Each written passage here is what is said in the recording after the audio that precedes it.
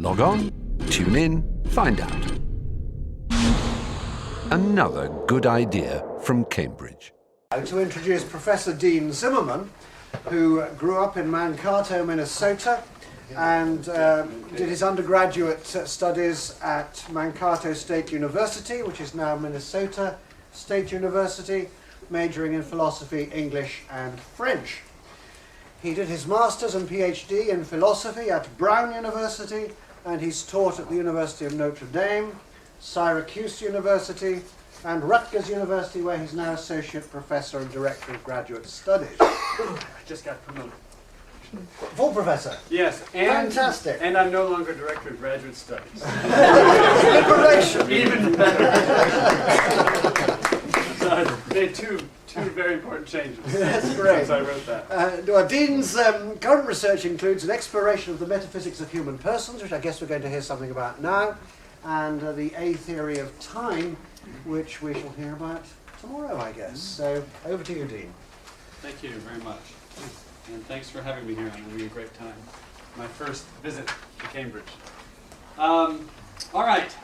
So, picking up a bit where we left off this morning, I'm a great admirer of critical realism. So critical realism, one use of the term, it goes back to the people like Santayana and C.A. Strong and G. Dawes Hicks and Roy Wood Sellers, who were distinguishing themselves from the American New Realists, who were what we would call naive realists, although they didn't like to use that name. The critical realists, unlike the naive realists, felt very deeply the difficulty of fitting what Wilfrid Sellers would later call the manifest image of the world, together with what he called the scientific image of the world. They felt this much more deeply than the naive realists. And I think that this is one of the great tasks of metaphysics. It's how to understand the world of ordinary objects and things, given what science tells us about the ultimate explanatory underpinnings of these things. Well, this was going to be a description of the order of things here. Maybe I'll come back to it if I can flip it. I don't know if I can do this. Jump. And occasionally I'll hold this up and tell you where we are. We're at the intro. Is the mic working? Is this good? Yeah. The mic is not working. Are you able to hear me? Yes. Anyway, but okay. I'll try to keep speaking up. Is it possible I don't have it turned on? Possible. Yes. It's a little I red think light. it's possibly. It's green. It's green. If It it's should be a on. Wi-Fi, It's you on. can't I think it's tell on. it, Yeah. it's loud. It's just turned. Okay. So we're starting out here at section 1. This is the intro. And this is a good example to use here. On one of our tours yesterday, we saw a plaque dedicated to Eddington. Eddington's two tables. You know, there's the table, which is perfectly solid and smooth and flat and impenetrable and all these wonderful features. And then there's the table of science, which has all these buzzing tiny things, lots of space between them, he says, and when you put this thing on it, they hold it shuttlecock fashion. I think that's what he said. I like that phrase. But just they keep bouncing against it. Okay, well, you know, maybe now we don't think of them as little tiny billiard balls. Maybe we don't really know where they're located. But there's something under there. There's some underlying phenomenon, and it feels like it's not really the same kind of thing that we thought we were resting objects on, and so on. So the trick is to fit these things together, and of course it gets most exciting when the two things are ourselves. You know, when it's me as I conceive of myself, and the me the cloud of particles if I'm a materialist. So now let's move on to the mind-body problem, or problems. I think really there's a couple.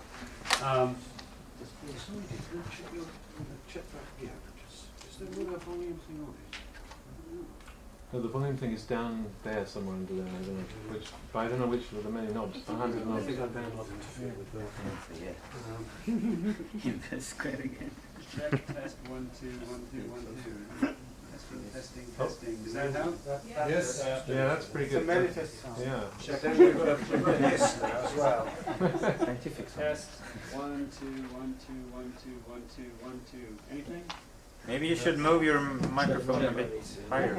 Yeah, put it right on Clip the it, clip it to my Alright, ear, that's probably the same. or my nose. And then Check. I'm not so sure because we've got the hiss now. Yeah. How's that? Test, testing. No.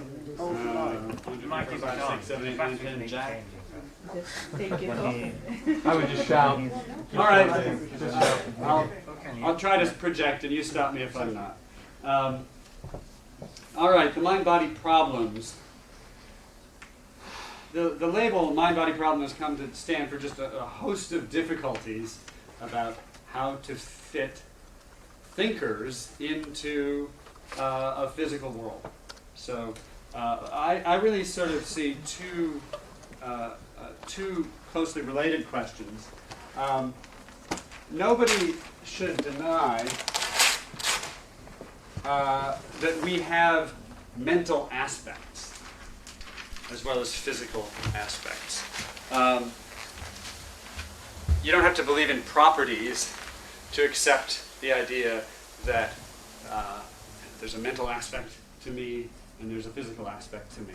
It's easy to put that in terms of properties. I have mental properties, but there are also physical properties of this body. Putting the question this way doesn't presuppose that mental properties are one thing and physical properties are another, because perhaps mental properties, that's just a name for a certain kind of physical property. But anyway, we should all agree that there are aspects of us which are mental, and then you can ask these two questions. Do the things that have mental aspects also have physical aspects? And then you can ask, are the mental aspects of things just as fundamental? That is, just as natural, just as joint carving, to use Plato's metaphor, I guess Plato's metaphor, as the most fundamental physical aspects of things. So there's some respects in which things resemble one another are superficial. They don't really produce much resemblance between the things. Those are not so natural. Ethnicity is not a particularly natural aspect of a person. It doesn't ensure that there's a lot of similarity. Whereas, say, similarity in genetic makeup, well, that's deeper and more objective. So the joint carving properties of things are the ones that correspond to deep objective resemblances between things. The charge of every electron being the same. Well, that's a respect in which they really resemble one another objectively and deeply. All of us happening to be in the same room, well, that's not, that doesn't make us objectively very similar. All right, so you can answer these questions in different ways. If you answer the first question, yes, in other words, you say the things with mental aspects also have physical aspects, then you're a materialist. And I'm going to say you're a substance materialist. You think that there's a substance or thing that's got both aspects. If you say no, then you're a substance dualist. You think there's one thing, it's got mental properties, but it doesn't have the prototypical properties we associate with matter, material things like tables and chairs and so on. The second question, are the mental aspects of things just as fundamental or natural, just as joint carving as the most fundamental physical properties? If you say yes to that, you're a property dualist, I'm going to say. There's various different things you can mean by property dualism, but that's is sort of a term of art. But that's how I'll use the term. You think that these are, electrical charge is a very deep, natural kind of property. Well, some people think feeling a pain of such and such sharpness is a very deep, natural property. And there must be just fundamental laws that say when brains are like so, that new property, just as real and natural as, say, a charge or spin, appears. If you say no to that question, I'm going to say you're a property materialist. That's fudging it a bit, but we'll stick with that for now. All right. So we have these two questions.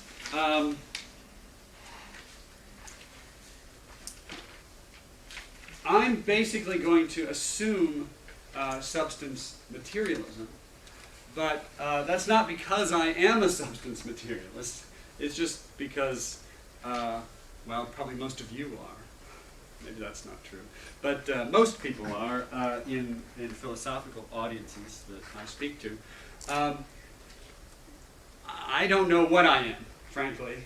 But I'm sort of inclined to think that maybe when you get brain matter in a certain sort of configuration, you really do get new properties, that phenomenal properties are something extra, that zombies are possible, creatures with brains just like mine, but God didn't introduce the laws of this world for those guys, and so consciousness never happens.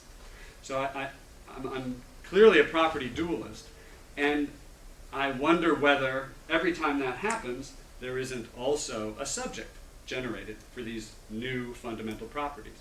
I mean, in general, when you generate in a laboratory by banging particles together some new fundamental property, well, oftentimes it comes with a new fundamental subject, a different kind of particle. So maybe that's what's going on. Now, if that is the case, then the subject of these mental states of mine, at least of the experiential ones, is not a material thing, it's something else. So when I ask the question, what am I? And that's the basic question I'm going to be asking. The answer would come back, that thing. And if I ask, what is my basic nature? It's, well, whatever the nature is of that thing. And so I take it as, broadly speaking, an empirical question, what I am. So I know I'm a thinking thing, like Descartes thought. He was right about that. And it's just not obvious what the subject of these mental states is.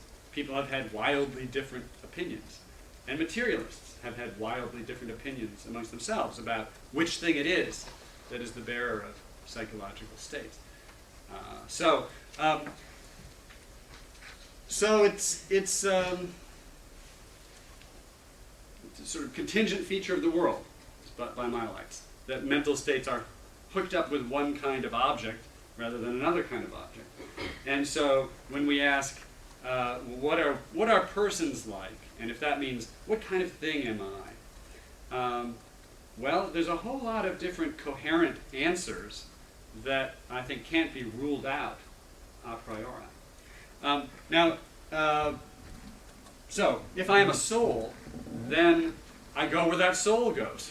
And I, in order to find out what it can survive, what it does, where it will be next, I need to know what that kind of thing can do and where it will be next.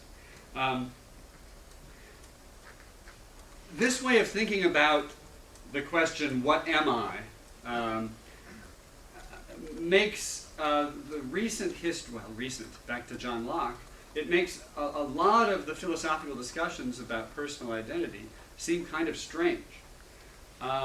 Because they go by way of thought experiment. So you tell some story. Locke says, Locke tells this story about as they go, there's a pauper and a prince, right? And the pauper one day wakes up with all the memories and thoughts and feelings and so on that the prince had the day before, and vice versa. And Locke says, well, obviously, it's possible to switch bodies. The person goes with the mental continuity.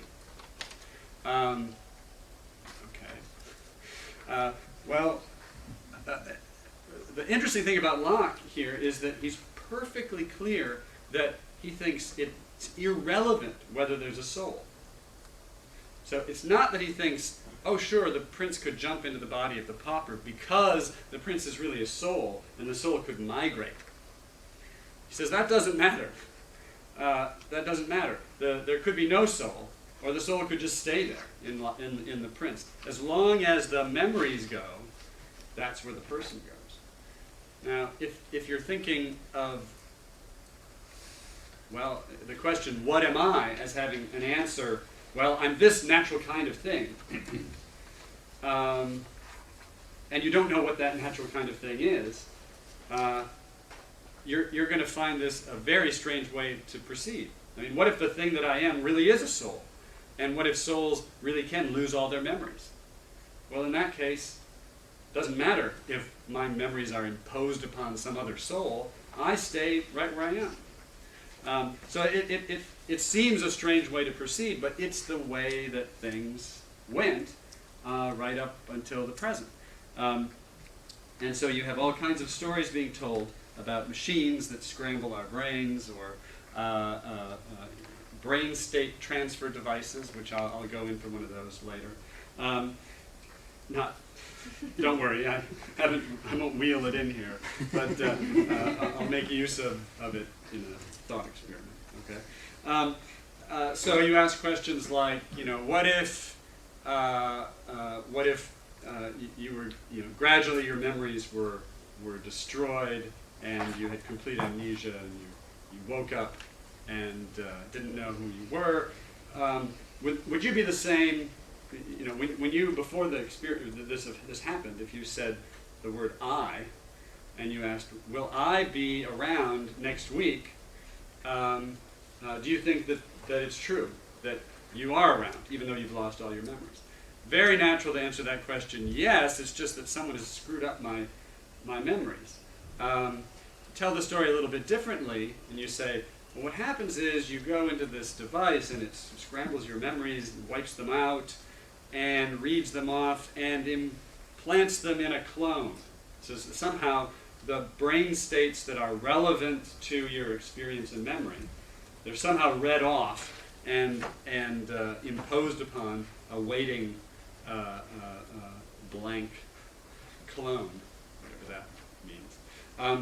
But you tell the story that way, and you get some people to think, well, I guess in that case I would, like Locke would have thought, I would wake up in this other body. So obviously we're being pulled in two different directions. And the more we watch Star Trek and read science fiction, things of that sort, the easier it is for us to come to think of the body, the physical organism, as more or less incidental to who I am, and the continuity of my memories and character and so on to be what's crucial to my identity. And so we get pulled in the direction of saying, yeah, the transporter would work. It would, read off my bodily state, destroying me at that same moment, and rebuild me on the planet with available materials there. And that really would be me jumping from one place to another. But then there are still holdouts like Dr. McCoy, who doesn't want to use the transporter because, clearly he thinks of himself as an organism. And no organism survives that kind of treatment. So we're pulled in different directions, and philosophers tell these stories which are meant to elicit some kind of response in us. Yes, that would be me. No, it wouldn't be me. And this is supposed to help us figure out what kind of thing we are. It's supposed to help us figure out our persistence conditions, the conditions under which we would survive various episodes. Now I said that this seems like an odd way to proceed if you're thinking of the question, what am I in the way that I was. Which natural kind of thing am I? But there are some presuppositions about the metaphysics of the physical world and about the way language works that make this method of telling stories and having responses to them that make good sense out of that. So let me say some things about the philosophy of language, which I hope will be fairly uncontroversial. In the early 70s, Hilary Putnam and Saul Kripke emphasized, made pretty clear to us that meaning ain't in the head, or at least it ain't all in the head, and it isn't all in the head now. Yes? I think we have the wrong handout. Oh no, we'll come to the handout. The handout is meant for when we get to the difficult bits.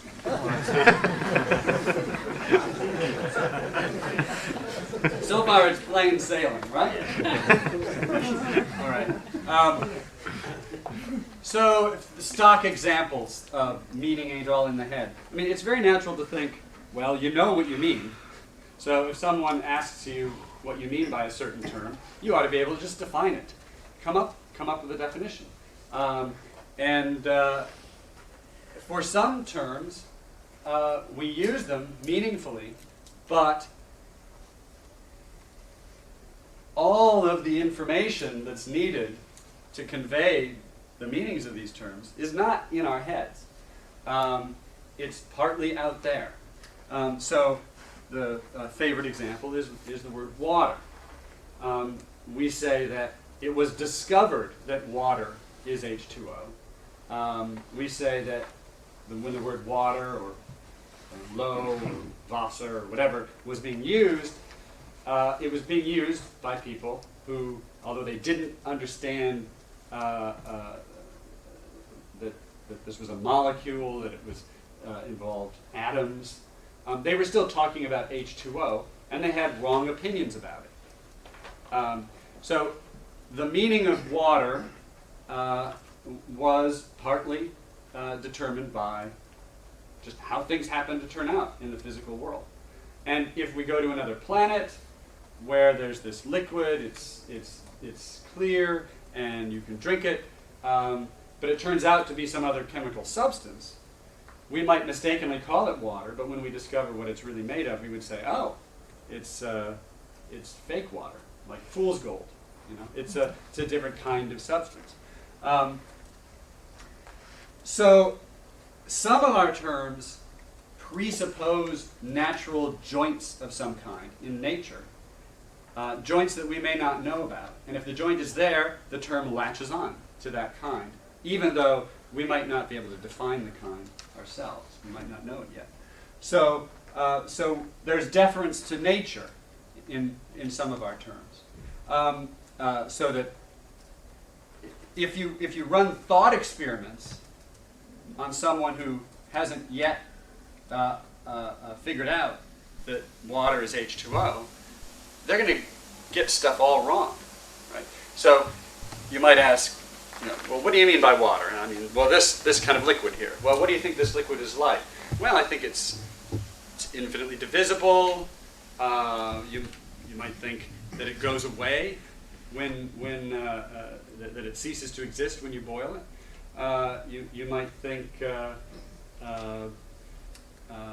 because it's infinitely divisible, if you have a portion of water, you could separate, pour half of it in this cup and half of it in this, half of the remainder in this cup, and so on. Literally ad infinitum, and you'd always have a bit of water. Well, you'd be wrong about this. Right? So if you just do thought experiments, could water be infinitely divided? And could a certain portion of water survive being infinitely divided? You might say, yep. That doesn't mean you're not talking about water. It just means you're mistaken about it.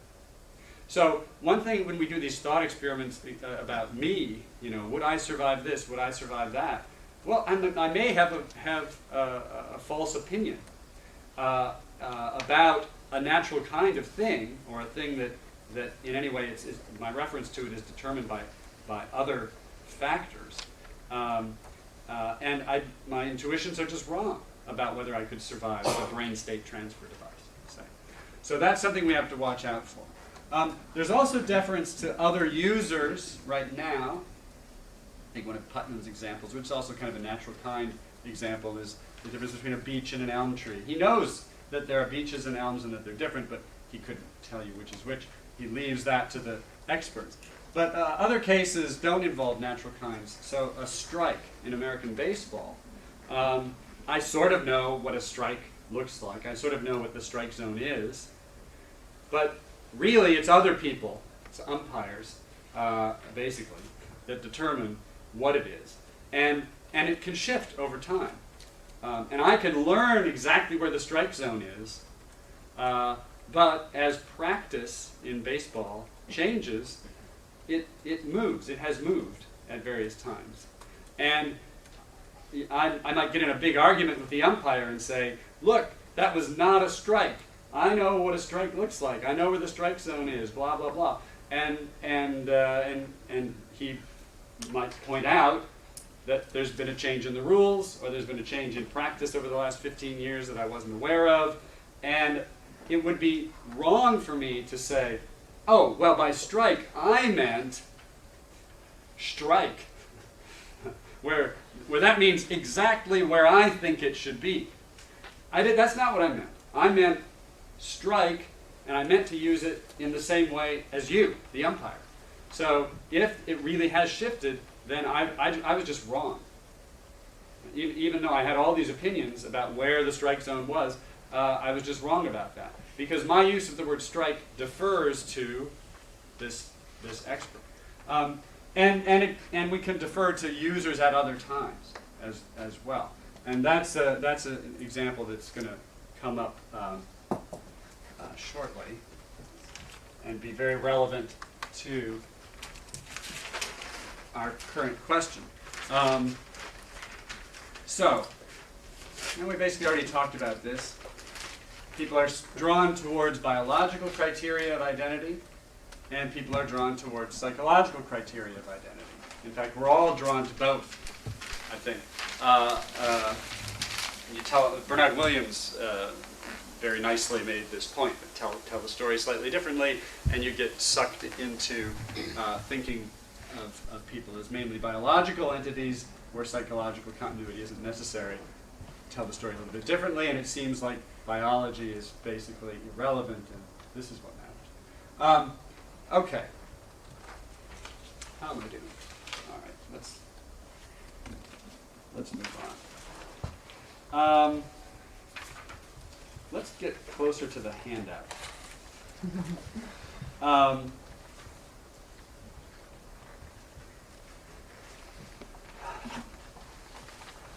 Let's think about the cases where doing a thought experiment, asking yourself, would this term apply to that? Would this term apply in these conditions? Let's think about cases where this is really a good way to proceed. I think what most of them have in common is that there are very, very many candidates for what you could mean. And there are natural boundaries, many natural boundaries, or maybe no natural boundaries. And so there isn't a lot of deference to the world, and there isn't, and ideally there wouldn't be a lot of deference to other people. So it could really be up to you what you mean. Let's take an example here of a river. So you're standing at the headwaters of this river and you say, that river, maybe you say, I claim it for Spain or whatever, and you're going to explore it. And you say, this, the land surrounding this river all the way to its source belongs to Spain. Okay, well, what is it that you referred to? Look at all those rivers. Which of these paths is the river, and which of these streams here are tributaries of the river? Is this a tributary, or is this the way the river goes? Well, it doesn't feel like there's a deep answer to this question, does it? There is this stream, and you could mean that if you want. There's this one, and you could mean that. There's this one, and you could mean that. If you haven't explored it, you don't really know what it's like, you might worry about this and think, well, I'm just going to lay it down that the tributary is always the stream that has less water. Okay. The main stream of the river is the one that has more. Okay. If you're lucky, you could just adopt that policy and say, this river, by that expression I mean the thing that you get if you follow that rule. If you're lucky, there won't be any ties. And you'll get just one thing. You know, maybe it's this one that's really the river. Because although this is narrower, there's more water. It's deeper. There's more water flowing there. Okay. Now suppose you go exploring this river, though, and you have, that's your general policy. But you get here and you see, well, there's a lot more water flowing through here, but this is broader, and it's more easily navigable. Let's just say that the river goes this way. So you've been given a good reason to sort of change your policy. And so, sure enough, the river does go that way. You can just make it so. Because although there is a river that goes like that, or at least there's a stream that goes like that, there's also one that goes like this. So you might as well pick that one because it's easier. Okay. So when there are many candidates and various competing criteria, we can adopt policies that make arbitrary decisions like this. And we're going to come back to this in a minute. All right, now let's look at the handout. Ontology. The ontologist's question is, what is there? So, stop a second. I'm shifting gears now. I'm assuming materialism is true, and now I'm asking, what is the correct ontology of the material world? If we figure that out, then we can maybe figure out how persons fit into it if they're material objects. So, the ontologist question, and now we are on the handout, is what is there? What should we suppose exists when all context-relative restrictions on quantificational phrases like there exists, there is, and so on are removed? That's just a fancy way of saying, yes, sometimes we ask, is there this, is there that, and we have a restriction in mind. Is there any more wine, we might ask, for the bar tonight? 2 bottles. Okay. So there are only 2 bottles of wine. Wow. That's a very sad day. If all restrictions were off, that would be very sad indeed. There's only 2 bottles left in the entire world.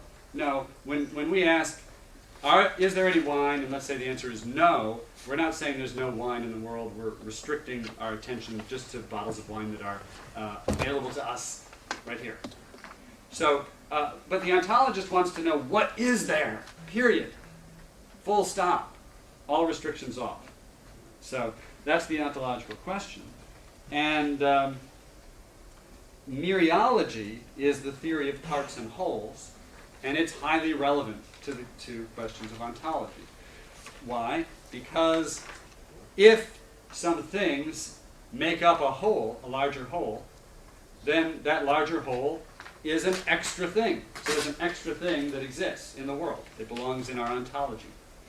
Now, there's different approaches to mereology. Some people are very abstemious or miserly in their views about when some parts go together to make up a whole. He and Dorr, over at Oxford, thinks that things never go together to form wholes. There's just simples, partless things, clouds of them. And of course we talk about some of these clouds. There's a cloud over there. Eddington's table doesn't really exist, but there's a cloud of particles. And others are very, very generous. You've got a particle over there and a particle over there. Well, there's the whole that's composed of the two. You've got my left foot in the Eiffel Tower. That's an object. It's just scattered. It's spread around. That's the very generous approach to mereology. The generous people say, look, we're just restricting our attention to interesting things, things that kind of hold together, things that capture our attention, things that are united in some interesting way, but scattered things exist too. It's just, we ignore them, and properly so. I can't cause the object, which is the Eiffel Tower in my foot, to shift in its entirety by moving my foot. You know, it just doesn't work. So we ignore that object. Okay. Well, here's an argument for this kind of generous mereology. And this is all on your handout there. Number one, there are at least some wholes consisting of parts. That seems fairly commonsensical. Two, given this fact, if some objects do not constitute larger wholes, then there must be some important conditions satisfied by a collection of objects when and only when they constitute a whole. So if there are some wholes made out of parts, and there's some other things that don't go together to make up a whole, then there must be some principles about that govern when this happens. What do you have to do to these parts to get them to form a whole? Do you have to glue them together? Do you have to bring them to life so that they're an organism? What do you have to do? Number three, the only reasons that I have for doubting that for every group of objects there's a whole they constitute are commonsensical considerations along the following lines. The things are too far apart to form a whole. My foot and the Eiffel Tower are just too far apart. Or they're not glued together. They're not sufficiently unified to count as a single thing. They don't belong to some natural kind. So you know, if you tie two cats' tails together, you don't create this a new kind of thing, a new kind of animal anyway. You create two angry cats. But you didn't bring a new natural kind of organism into existence. And so some people would say, so that's not a whole. It's just two cats that happen to be attached. Okay. Or if I've got super glue on my hand and I shake Ernan's hand and then we don't. So these sort of commonsensical considerations have a kind of ring of plausibility to them. However, number four, these conditions are all vague. They admit of borderline cases. Should the need arise, they could be made sharper, but only by more or less arbitrary stipulation. How tight is tight enough to get my foot in the Eiffel Tower to constitute an object? And do you have to cut it off from my leg to make it an object? Cut it off from my leg and glue it there. Well, could it be attached by a little, tendril or something to my foot? Would it, you can ask these questions and you get borderline cases and you could just stipulate. It feels like these are questions, the answers to which can be stipulated. So it doesn't feel like it's a form of objective indeterminacy that might be discovered by a respectable science. Let's say quantum theory convinces us that there's objective indeterminacy. This doesn't feel like that. This feels like it's a matter of how we use language and how precise we want to get.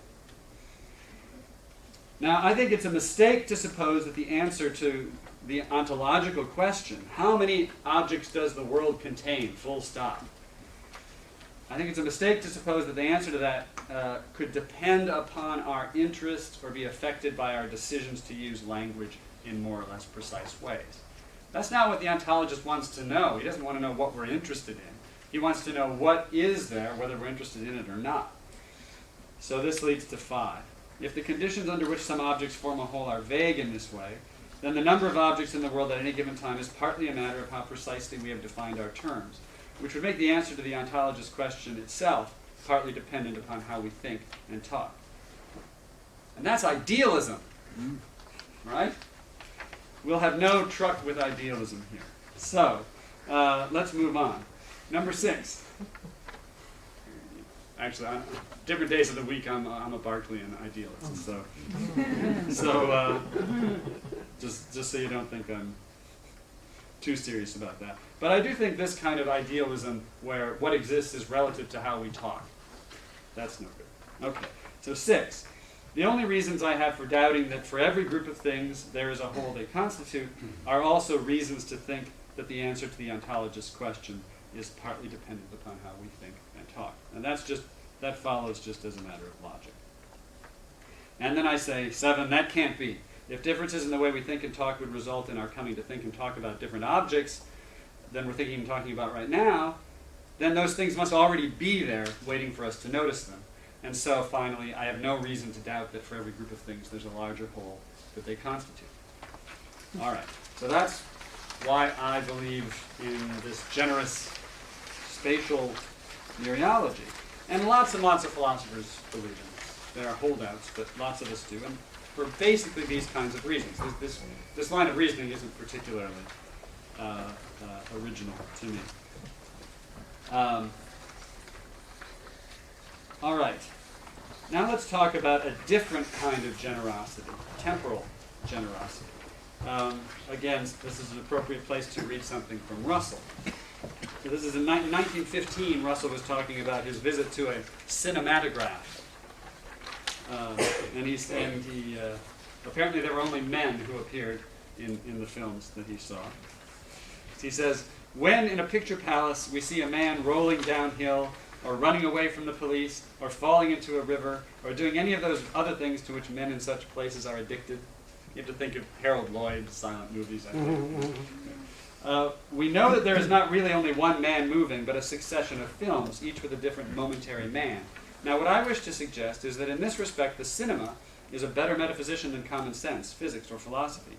The real man, too, I believe, however the police may swear to his identity, is really a series of momentary men, each different one from the other, and bound together not by a numerical identity, but by continuity and certain intrinsic causal laws. And what applies to men applies equally to tables and chairs, the sun, moon, and stars. In saying this, I am only urging the same kind of division in time as we are accustomed to acknowledge in the case of space. A body which fills a cubic foot will be admitted to consist of many smaller bodies, each occupying only a very tiny volume. Similarly, a thing which persists for an hour is to be regarded as composed of many things of less duration. Quine put it this way. He identifies physical objects with the content, however heterogeneous, of some portion of space-time, however disconnected and gerrymandered. So if you have a block here, yes I do.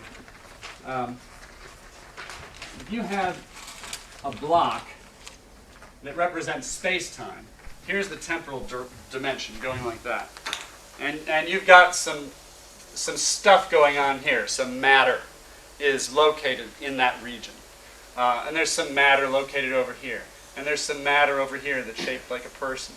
And it's, there's a space-time worm there that's shaped like a person. What Quine and Russell thought is that just pick any bit of this, draw a circle around it, there's something exactly there. So at each moment, if you slice the block, you slice through locations where there's matter, and at that location there's a slice, a thing that exists just at that moment. And however gerrymandered, Quine says, if you've got a region, let's say this region plus this region, there's an object that's made of just those.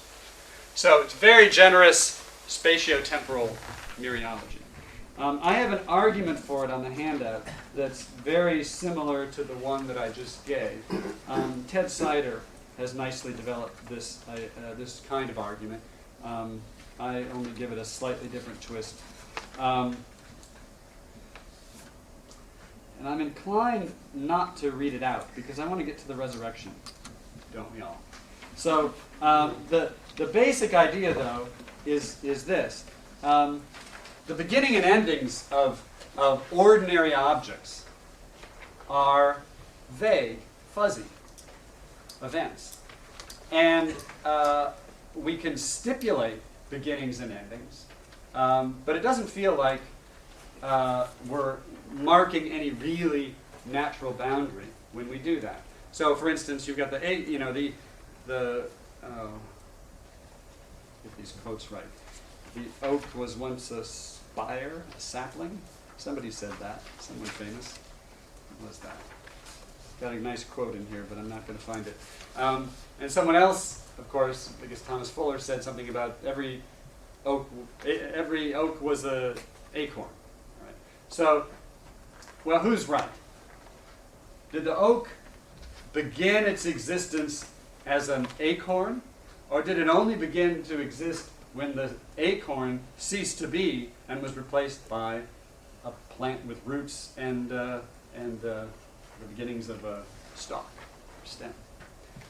Well, we can just decide, right? We can either regard the acorn as a part of a tree that fell and then ceased to be when the oak arrived on the scene, or we can say, no, every mighty oak was once an acorn, and we can count the acorn as the first stage of an oak. It's really clear in the case of artifacts that it's up to us. It's a matter of stipulation. You all know probably the story of the ship of Theseus. It's maintained over the years, boards are replaced, and eventually it's made out of completely different wood. But let's suppose Theseus has been sailing it all the time, and he sails it back into port, and this other guy comes up with this leaky contraption and says, I've got the ship of Theseus, because he's been collecting all the boards and he's reassembled them. Okay, who's right? Right? Just decide. What do you mean by ship? Right? You can mean a ship-shaped hunk of wood, and wherever that wood goes, as long as it's ship-shaped, then that's the ship. Or you can mean a continuous thing that's maintained as a seaworthy vessel and so on. It's up to you. Right? So it looks like the beginnings and ends of objects is partly a matter of stipulation. And again, I say reality can't be a matter of stipulation. Idealism of that sort is not to be countenanced. And so there aren't good reasons to suppose there are restrictions on when bits of space-time give you a larger whole. Okay, so now I say something on the handout right after that argument, which I didn't read, about there being different ways to hold this kind of view. The temporal parts view basically says these things that are arbitrarily divisible and rematchable, they're on the same, they're of the same kind, the same ontological kind, they're on all fours with every other persisting object. And then there are views that say, no, really, there are fundamental things, and whether they persist through time or not is an empirical matter, and we should wait for science to tell us whether, so there's statistics about some particles which suggest that they don't persist identically over time. And then there's other kinds of particles that do seem to persist identically over time. And so my own personal view is we should take that seriously and not suppose that that automatically everything is divisible into temporal parts. But there must be, in order for us to talk about things like podiums and tables and chairs and ships, there must be things that are arbitrarily divisible. And they're somehow dependent upon the underlying stuff. So I like a sort of two-tiered mereology, but or two-tiered ontology, and the kind of dependent objects are arbitrarily divisible up, and we can decide where we want to put the boundaries. But never mind, that's not particularly crucial. If we are ordinary objects, we belong to the kinds of things that are arbitrarily divisible up, right? That can and where we can stipulate beginnings and endings if we like.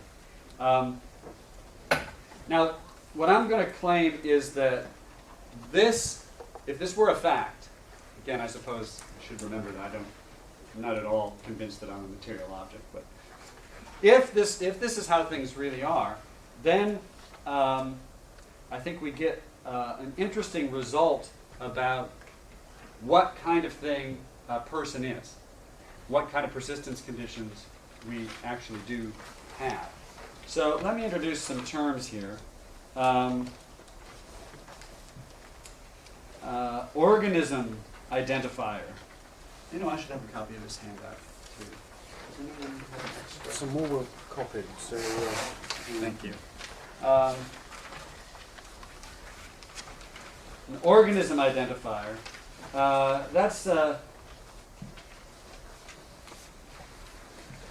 That's someone who, at that moment anyway, is thinking of herself as a biological thing. And if you ask, could you survive having major, like double hemispherectomy, something like that, and your body is living and so on? They would say yes, and I sure hope that doesn't happen to me.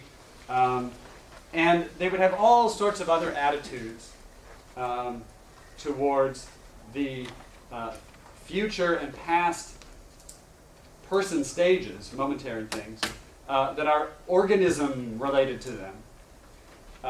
Attitudes like expectation, you would expect to experience things of future stages if they're organism related to you.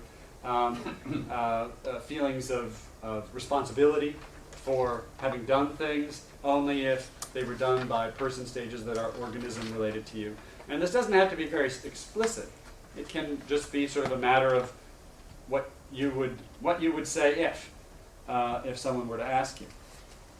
And a psychology identifier is someone who is placing all of those same kind of values and interests on stages that are psychologically continuous with her.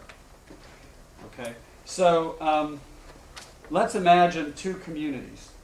And in one of these communities, this is the argument for a protean theory of our persistence conditions. Orville, for organism, right? Orville is in one of these communities. He's an organism identifier, so is his community. They have a brain state transfer device. It reads off the states of someone's brain and in so doing destroys it. And they have the ability to clone people.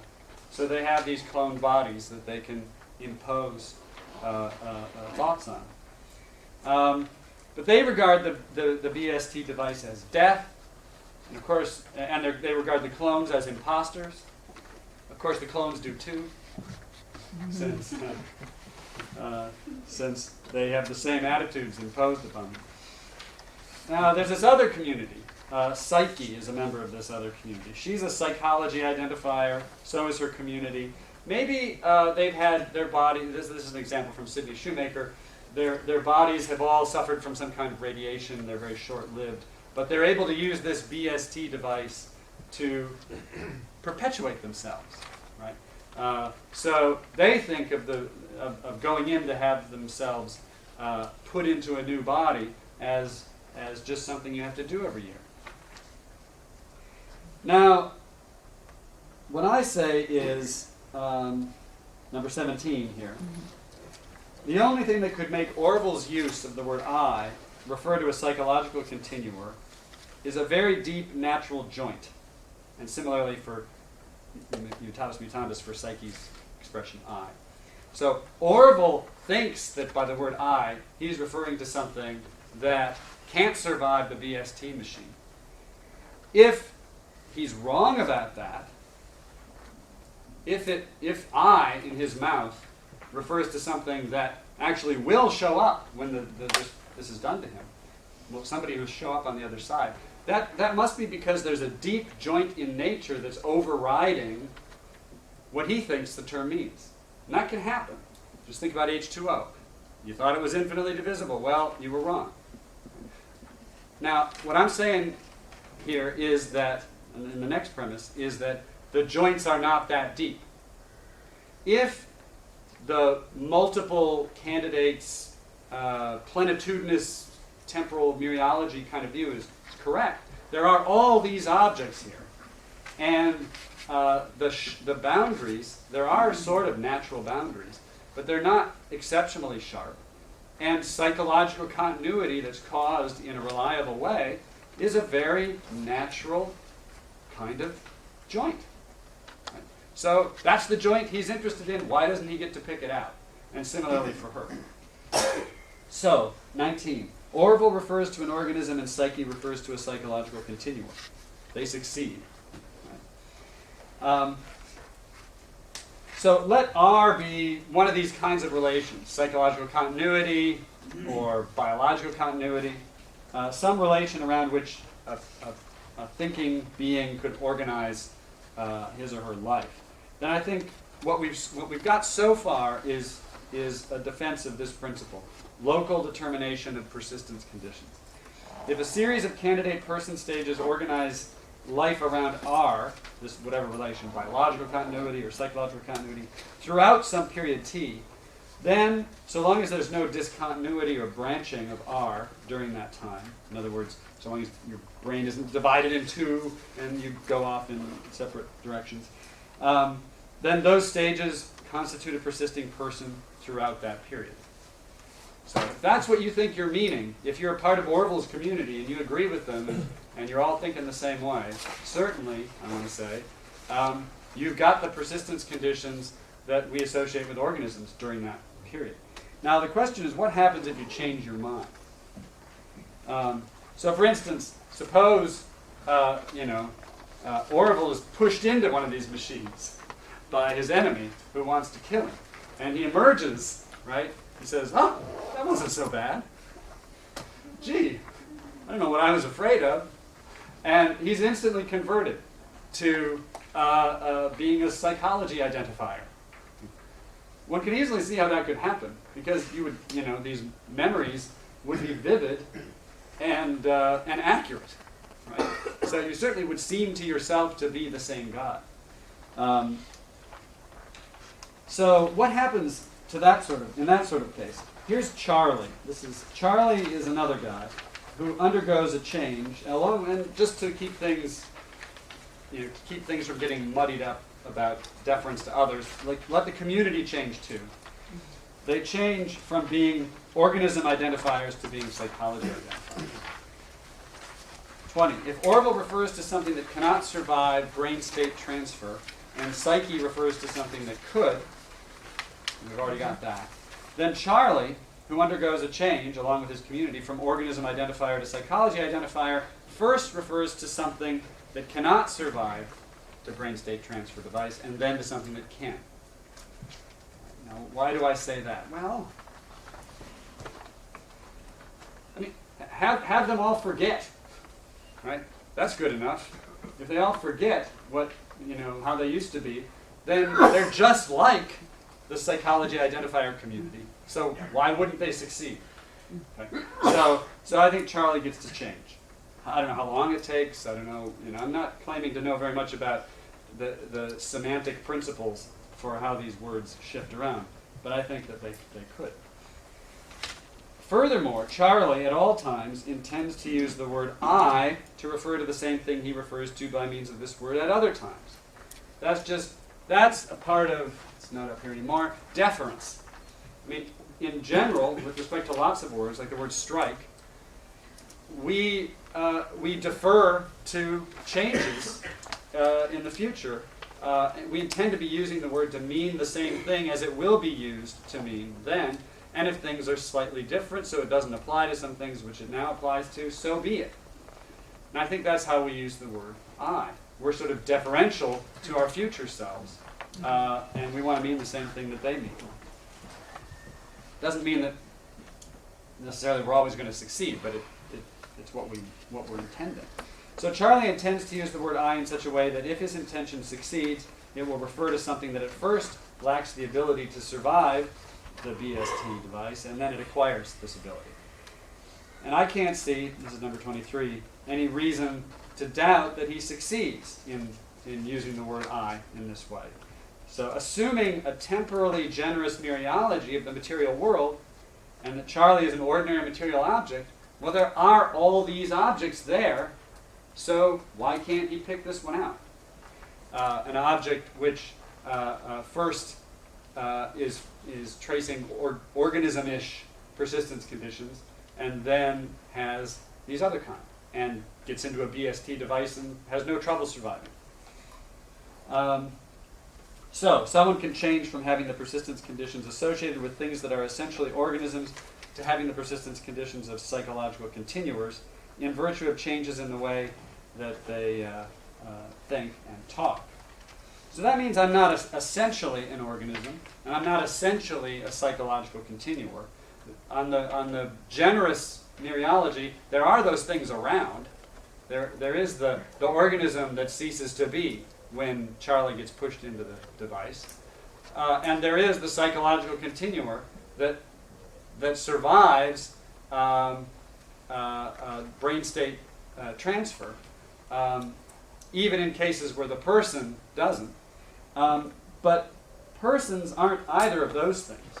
They're things that are more protean, that their persistence conditions are partly a function of how they think of themselves. You can probably see where this is going. Suppose God waits until you're dead. Okay? Suppose it's a point when you could still be revived, but help is not on its way. So it's done. And then God notices when that point of time is, of course, and on the last day, he issues a bunch of commands. And one of the commands is, let there be a body exactly like that body was then. Now this command, this divine fiat, doesn't describe the body. It just sort of indexes the body. So there isn't even a condition sort of encoding the structure of the body in this command. What this means is when the body appears, its structure and internal shape and so on are counterfactually dependent directly upon the dead body, the body that was laying there. So it's counterfactually dependent upon that thing for its structure and nature. And lo and behold, it's being rejuvenated. So it's being revived, which it could have been back then, but wasn't. So it's being revived. Now, would that be you? Well, now you might have been an organism identifier all your life, and you might have thought, this is it, I'm gone. But don't worry. When God rejuvenates this body, he'll make it a psychological continuity with counterfactual dependence identifier. And there you go. You're using the word I in such a way that it wants to connect up with that old guy. And who's he to tell you that you haven't succeeded? So I in his mouth also referred to this guy. So all God has to do to add to his command is this body be exactly like that one was, except that it's being healed and it's coming to care about and organize its life around psychological continuity with counterfactual dependence.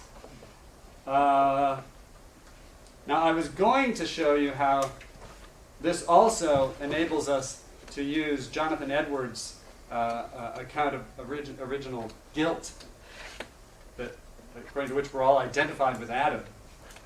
I was going to explain how that works, but I'll leave that as an exercise for the listener.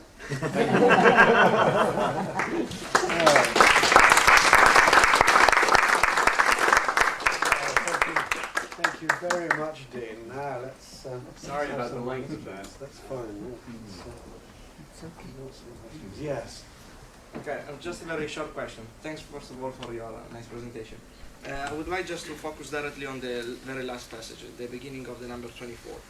You say that so someone can change from blah blah blah and following, right? What I see that follows is that it is conceivable that someone may change in such a way, right? But the question might be whether such conceivable scenario is actually physically possible. And whether that is physically possible will depend on whether the thought experiment previously outlined are physically possible themselves. So may you expand on that point? Thank you. Okay, let's see. Excuse me.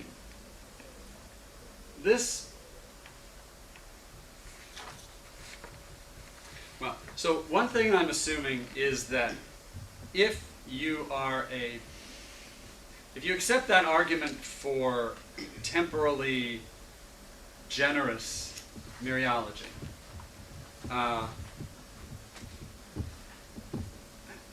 it doesn't matter how the physics of the world turns out, whether that's true or not.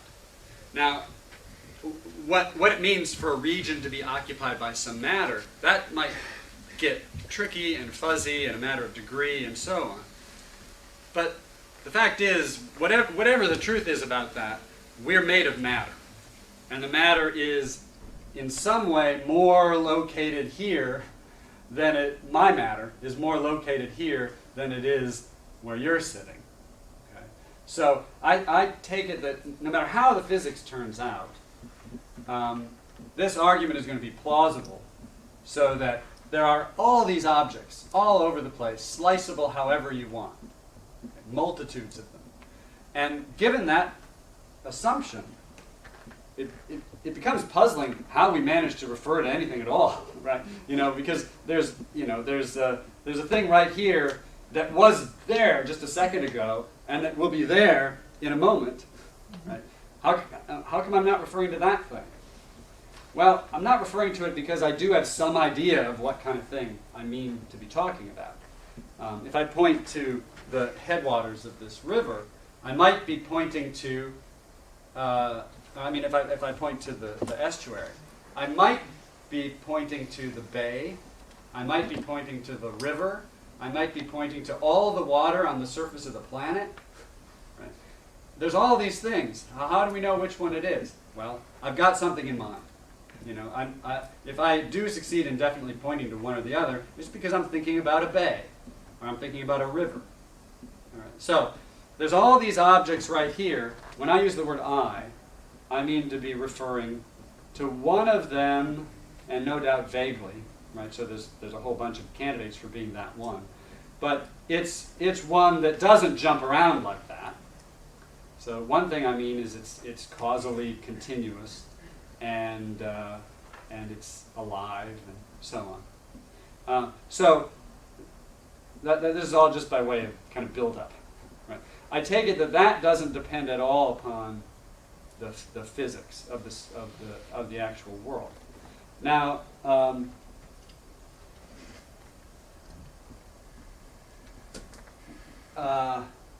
is your question a question about whether the brain state transfer device is physically realizable? Is that what is the question about? Because that's a good question. I could shift ground a bit and say, look, do you agree with this? That if one hemisphere is removed and my body is burnt to ashes, that the organism would cease to exist. This organism would cease to exist. And I think probably you'd want to say yes. Right? And the organism identifier is going to regard that as destruction.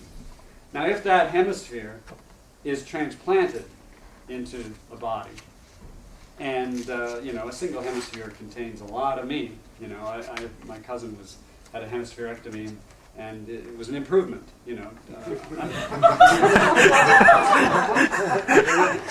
epileptic, seizures, and this stops some of the.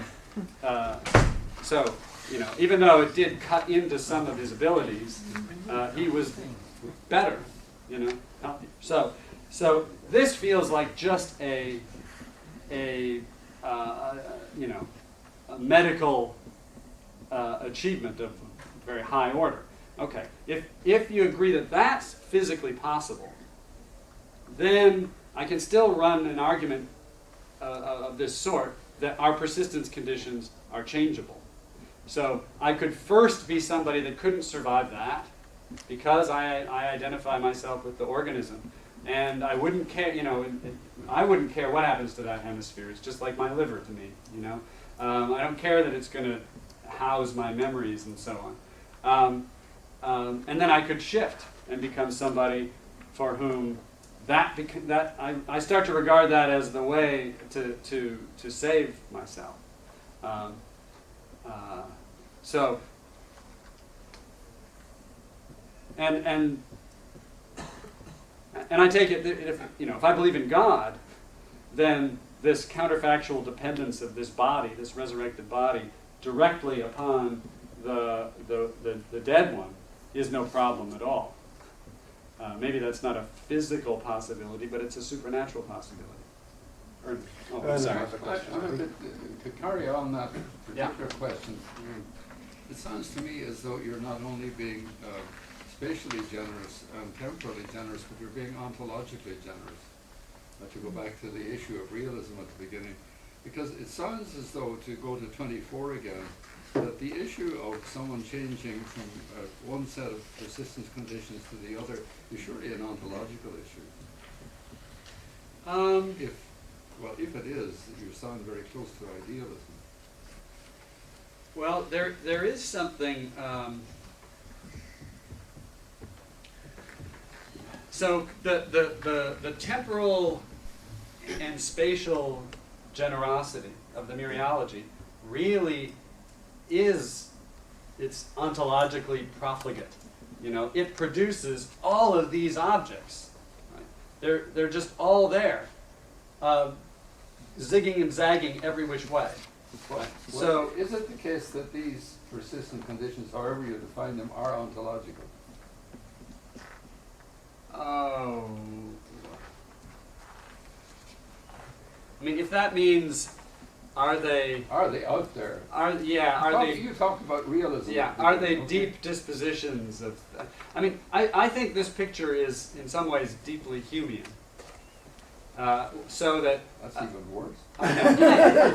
That's why I like the two-tiered view, where there's the real things, they have real powers, and there's facts about whether they persist through time, and then there's things like tables and chairs, and I'm afraid trees and animals, they're give you the real things. I don't care what they are. Are these persistence conditions real things? So, really, on my picture of things, excuse me, there's the real objects, and then there's the bullshit objects. This is a technical term. I'm sorry. This is a Rutgers technical term. Those things, really, I don't know. It gets used constantly, and those things don't have real dispositions. Those things are not fundamental. They're dependent upon the lower level stuff. And I take the ordinary objects of the material world, that were the common sense ones, to be of that sort. And I want to ascribe the ontologically serious dispositions and powers and things to the lower level stuff. But when I say that this guy has these persistence conditions for a while and then he has these other ones, I'm just saying that his career goes like this. And if such and such were to happen right then, he would die. If he were to go into a brain state transfer device, he would, the thing he's referring to would have an end there. But if later on he changes his views, then the thing that he'd be referring to with the word I is something that would come out the other end. Changing of views is not an ontological item itself, is it? No. I mean, there's a fact about his change of views. What he thinks and says is not ontologically significant, is it? Not really, no. Well then, if that's the case, I don't see how this follows, because if the business of persistence conditions and so on changing the others. Well, let me change it a little bit. Let's say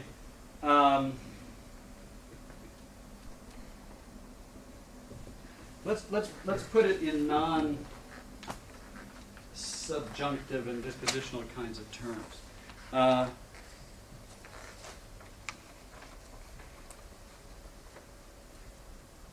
Here you've got space-time, and you've got this body weaving through it, and it bumps into a brain state transfer device, and a causally continuous, psychologically similar thing is coming out the other side. Let's suppose that that's happening all over the place. There's many instances of it. Does a change of language then mean that there is in fact an actual change? Well, let me tell the rest of the story here. So let's say we've got a whole bunch of these cases. It's happening all over the place. In every one of those places, there's a thing that's going into the machine and coming out. In every one of those places, there's a thing that goes in and doesn't come out. And there's a thing that comes out but didn't exist before. Okay? In every one of the rooms where this is happening, because of the plenitudinous mereology, we're just given that. There's all these things are all there. Now we ask the question, when this, of any particular one of those, what was the guy thinking before he went in? We find out what his psychology was like, and then you ask, what did he mean when he used the word I? What of those three things was he referring to? Well, if he's a psychology identifier, his word I in his mouth refers to the big thing that comes out. If he's a organism identifier, the word I in his mouth refers to a thing that stops. And is it the case then that the way in which he uses the words originally is going to determine what the ontological outcome is? I would say the ontological outcome is exactly the same in every case. There's the same number of objects, and they from God's eye point of view, ignoring the psychological states of the creatures, it looks exactly the same. And it's just a matter, in a way, it's just a matter of semantics. So what you mean is partly a function of how you're using terms. And because all these objects are there, you have the power to use terms the way you want to, so to speak. And so you have the power to refer to one of these things rather than another. Now, I haven't said much about, really what the semantic laws are that are going to take you from someone's mental state to what the word I refers to in their mouth. But there's got to be something to be said about that. And it's got to be, for instance, as a matter of fact, when I use the word I certainly succeed in picking out something that's been standing here for quite a while and not something that was jumping around. So something about my use of the word I succeeds in eliminating that guy. And what I'm supposing is that changes in the way that these people are thinking in these stories could shift which thing it is that they're referring to. Okay, there's a question at the back, I think. Thank you, it's a very interesting talk. Can I just sort of put forward a very probably very basic supposition? It's to do with organ transplants in humans and the fact that it's to do with organ transplants in humans, sort of liver, heart, kidneys, whatever.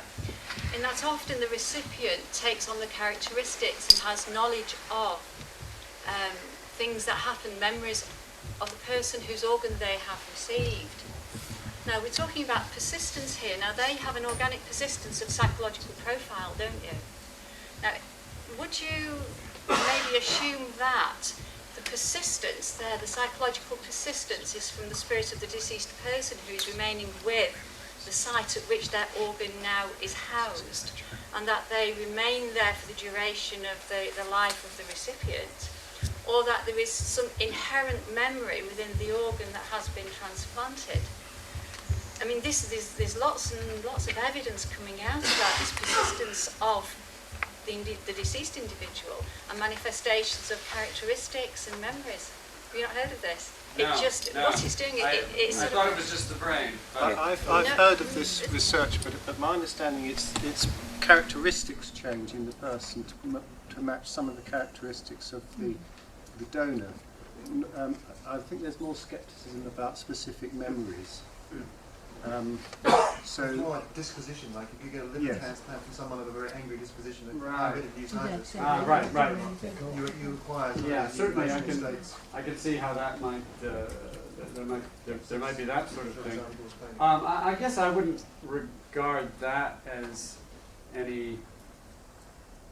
as a real kind of psychological continuity, because if that's how it works, because it's, you could do something to my liver to make it worse or better, and get the same result. It's not sort of like the psychological state is somehow encoded in the organ. Rather, the cause of a certain kind of psychological character trait is present there. So it's just curious how an organic structure, if you're talking about the organic side of it, how that is influencing the psychological profile of the recipient, and how they are altering to match up with the donor person.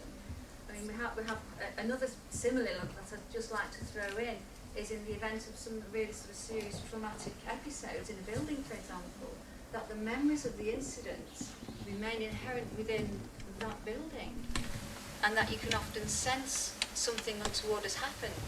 And how is that? Because that's an inorganic structure with some sort of influence within it that you can pick out, and people can sort of detect, something awful happened here because there's some sort of depressing effect within the environment, and that's a retention of a memory of something that happened. But you've got sort of an example of an organic memory retention of some way, and there's also lots of evidence of sort of inorganic memory retention of incidents. I don't know, maybe that's just... well... I'm just trying to sort of apply what you've been talking about and actually sort of, in my own mind, sort of clarify and sort of identify with where I can see it fitting in. Yeah, I don't know anything about that. I mean, I'm enough of a substance dualist, or at least I'm friendly to it, open to it, to be fascinated by psychical research and attempts to find causes and effects that don't have ordinary material mechanisms. I haven't been convinced by any of it, but I it's like Mulder says, I want to believe. so far, but maybe it's out there. Was there I think this. Well, yes, and it might be the last. What if you had both a cloning machine and a brain state multiplier, and you could put the same brain state into two people? Is that generous spatial neurology, and who would you be? Yeah. So on the generous neurology, there are going to be. Let's take a case where you go to the machine and two of you come out, right? On the generous neurology, there's going to be three very good candidates. Well, no. There's going to be four very good candidates for persons there. One is something that ceases to be at fission. One is something that goes into the machine and goes off to the left, and another is one that goes into the machine and goes off to the right, and they just shared these temporal parts for a while. David Lewis has a paper, I think it's called Two Minds with But a Single Thought or something. Someone wrote a paper like that anyway, trying to figure out what they mean when they say I, if that's how it works, because they're not able to distinguish between themselves until later. Two other very good candidates, very good candidates for persons, are the two fission products. Philosophers who have this temporal part sort of metaphysics and are materialists about persons will argue about this. And I think basically we should regard it as sort of a matter of semantics or conceptual analysis or something.